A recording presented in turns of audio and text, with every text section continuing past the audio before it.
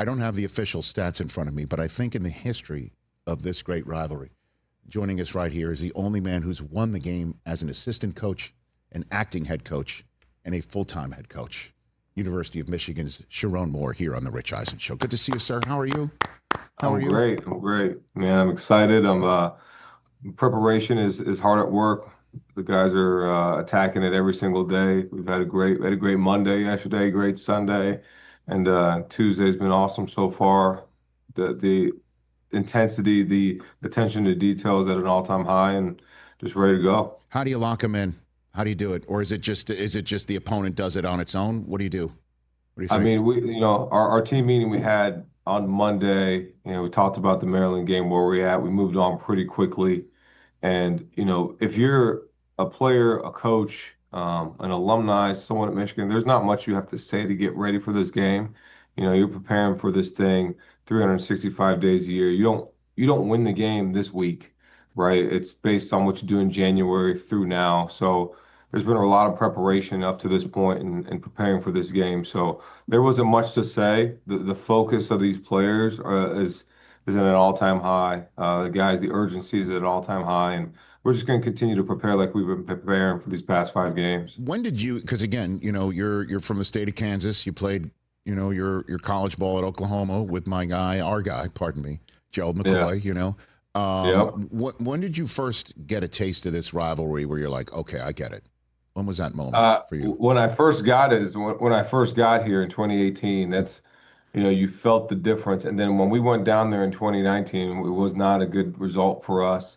That feeling that I had in my mouth, that taste that we had was something you never wanted to feel again. Kind of an embarrassment and something that, as a program, as a university, that we felt like we could never have again. And obviously the 21 year was magical, right? And how we, played and prepared and what happened. But I think every year when you go into this game, it's just different. You talk about preparing for one game at a time, but you're always thinking about this game, right? And there's no disrespect to any opponent we play, but whether it's January, whether it's September and you're playing Central Michigan or Oklahoma or whoever it is, New Mexico, or if it's November, once you get to this month, there's an itch, there's something that starts to happen, a feeling in your body that you're getting closer to that game, and you still got to prepare and have the one-step mindset. But the theme right now for our team is starve your distractions and feed your focus.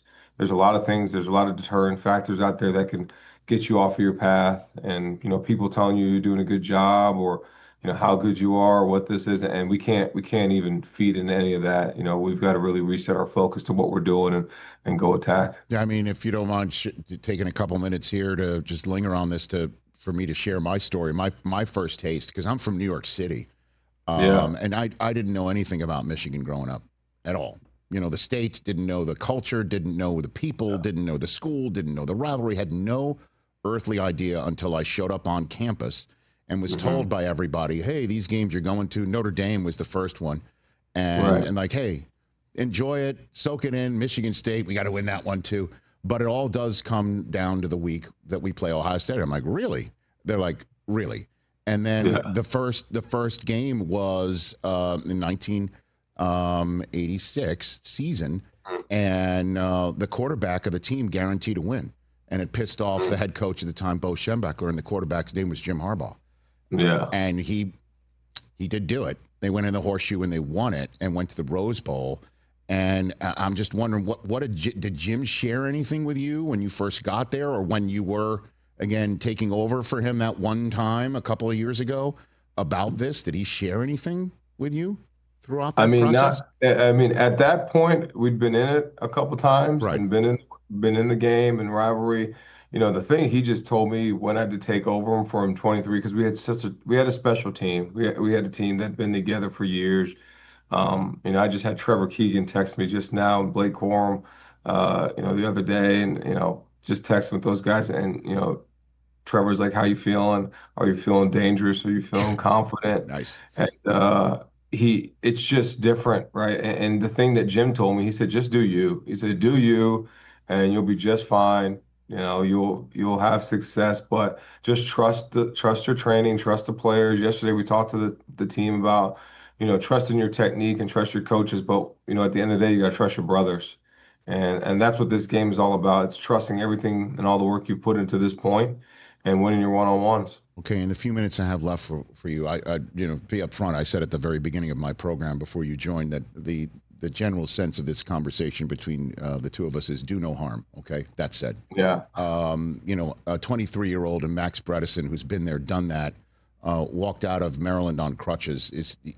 Are we going to see him on Saturday? Would you be willing to share here? Yeah, we're working towards that. It's day to day.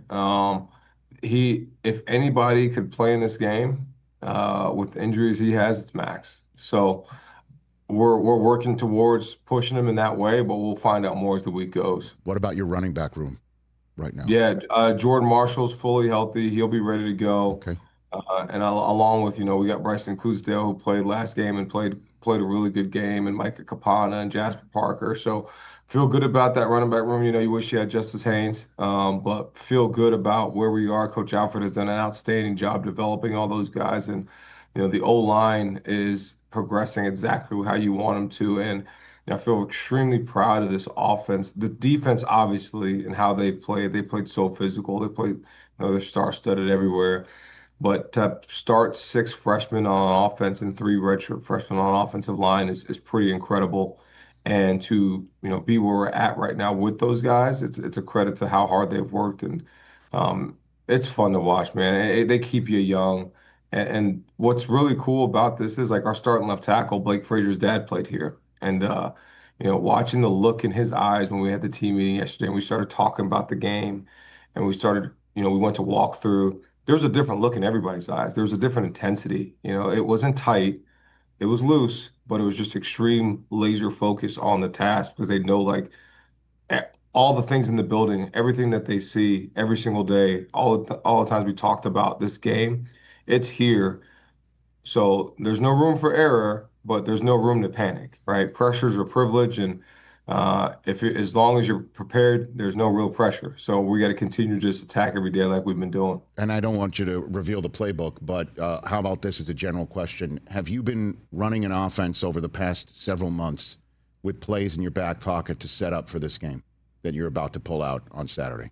Is that something you can allow here in this conversation? Yeah, I mean, I think always this game's different, so I think there's things you have ready for this game that you haven't ran or haven't, done. But, at the end of the day, we got to be us and go execute the plays that we know we can execute. Hey, you made it all the way to the end. Thanks for that. Check us out every single day streaming live on Disney Plus and the ESPN app 12 to 3 Eastern.